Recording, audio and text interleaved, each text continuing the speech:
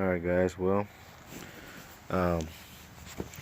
here's a part 2 of that 2003 Ford Explorer, taking the assembly off. Well, there it is. Let me see quick. Let's try to find my screwdriver. There it is. Sorry about that. So, right in there, that's the whole assembly. Now, we got one screw right here, another screw right here, right there, and then another one right above it, and then the one right here. So it's actually 4. 1, 2, 3, 4. This one was kind of the pain in the butt because it was kind of hidden. This one right here, sorry. Let me get my lighting to be a little bit better.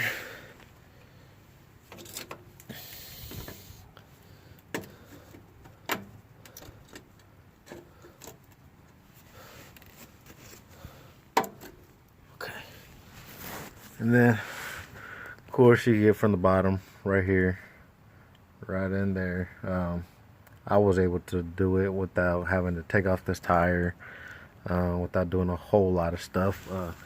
By using this long extension, I had to double it, but I had this extension right here with one of these that wiggles around, and I used my wrench, same thing that you could adjust in different turns, the ways and stuff like that. And then if it's too tight, I use just probably 7/8 inch little steel pipe. So that's what I had used to take it off. Now, it was a little bit difficult to take off once I was able to get all the bolts out. And I kind of been spraying and cleaning stuff up because, like I said, all around here is a bunch of oil, and then I'll get oil runs coming down from the transmission. It's not transmission fluid, but it's just part of, I want to say it's part of that leak that we were having issues from the assembly. Just like I said, I think it's just splatters that was going on. I'm hoping and praying that that's it. When I bought the vehicle, I didn't have no oil leaks, which was a couple years ago now. So here's the old one, and here's a new one. Now, get this shirt over here. Kind of sprayed it up, kind of give it a little clean. Make sure if you use some kind of degreaser, just don't spray in there. I might have got a little mist in there, but need to wipe it down a little bit. But I want to say my oil leak, since it was facing this type of direction, my oil leak kind of tells me it was somewhere down here on the bottom side, because all this right here was just gunked up of oil. I just thought I had already cleaned it up. There's some pieces right there, chunks, but it was all gunked up with oil. So, with that being said, the seal had been coming from this side where it was leaking. It is pretty thin. They're about the same thickness, I want to say. Yeah, they're about the same thickness. The only difference is that the little gaskets in here, you kind of see they kind of stick up a little bit. This one, they're just done. There's nothing. So I think that's my guess, that's whenever these gaskets go out, that there's just nothing stopping the oil. See the difference there? It's like about a 1/16 of an inch. So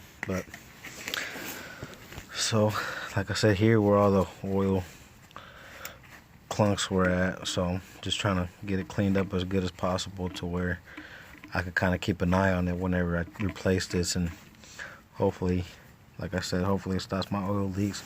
This was all gunked up with oil.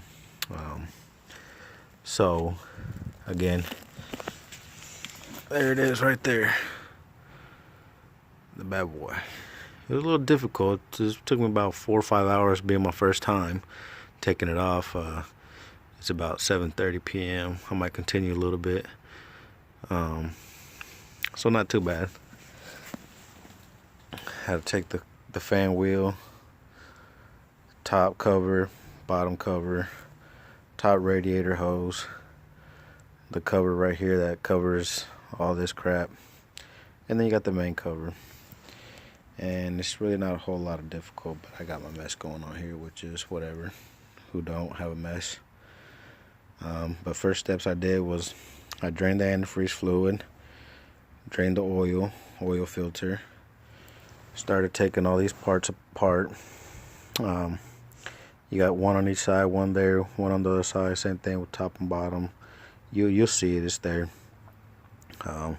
Take that fan wheel off. I used this special tool right here, this one, which what you do is you just match up your bolts, those bolts that are on there on the water pump. They pretty much lock in right where it needs to be. It'll say it's there. They lock in.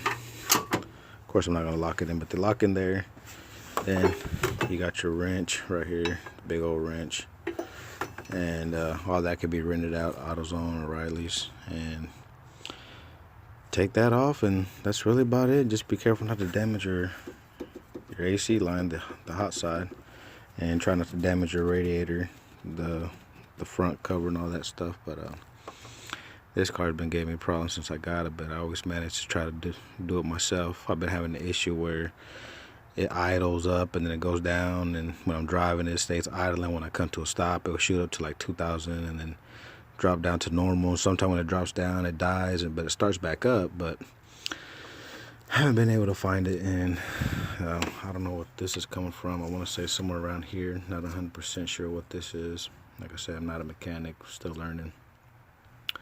So I'm hoping this video helps some of you guys out to get somewhere started and trying to do it on your own.